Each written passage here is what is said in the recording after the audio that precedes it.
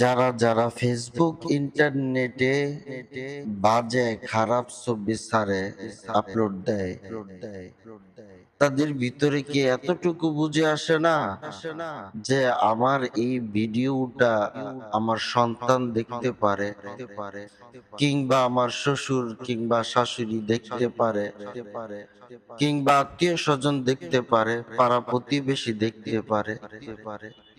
যদি এতটুকু বুঝ মাথার ভিতরে থাকতো, ওই লোকটা কি করে পারে যে তার একটি বাজে ছবি, বাজে ভিডিওগুলি ইউটিউবে আপলোড দিতে, কি করে পারে ফেসবুকে আপলোড দিতে?